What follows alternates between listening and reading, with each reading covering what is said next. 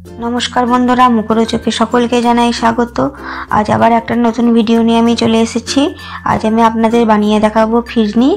আমি এখানে বাসমতি চাল নিয়েছি 50 মতো। চালটা আমি 1 ঘন্টা আগে ভিজিয়ে রেখেছিলাম। এবার আমি খুব ভালো করে চালটা গুঁড়িয়ে নেব।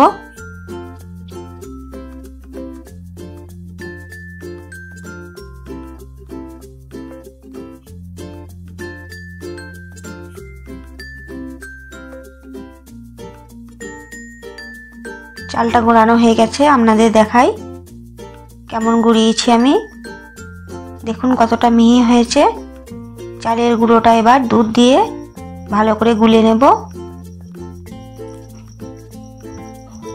এইভাবে চামচের সাথে খুব ভালো করে গুলে নেব।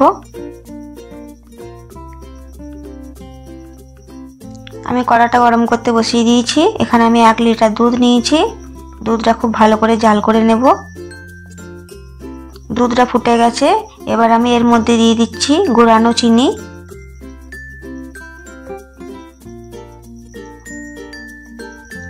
চিনিটা দুধের সাথে খুব ভালো করে মিশিয়ে নেব।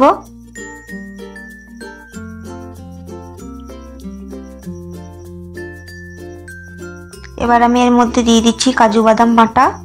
কাজু বাদামটা আমি গুঁড়িয়ে রেখেছিলাম, দুধ দিয়ে একটু গুলে নেব। এবার আমি পুরো দিকটায় ছড়িয়ে দেব। কাজু বাদাম বাটাটা খুব ভালো করে দুধের সাথে মিশিয়ে নিলাম।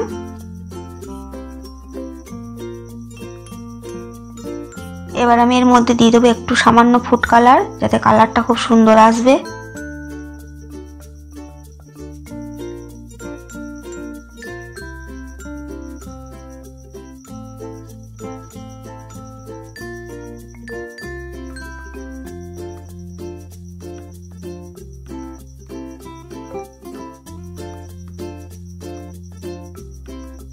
এবার আমি যে চাল গুঁড়োটা গুলে রেখেছিলাম সেটা আমি আস্তে আস্তে দেব আর এইভাবে নেড়ে নেব।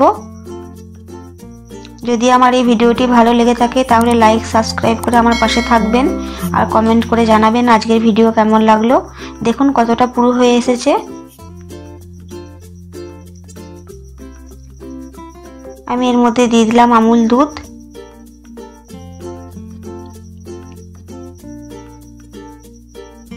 তিন চামচ মতো আমুল দুধ, পরিমাণে 50 মতো দিলাম।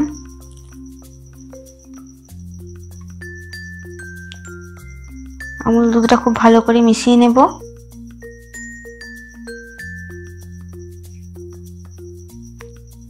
এবার আমি এর মধ্যে দিয়ে দেব এলাচ গুঁড়ো।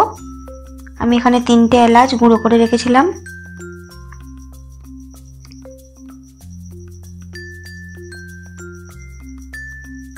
এবার আমি দিয়ে দেব ঘি।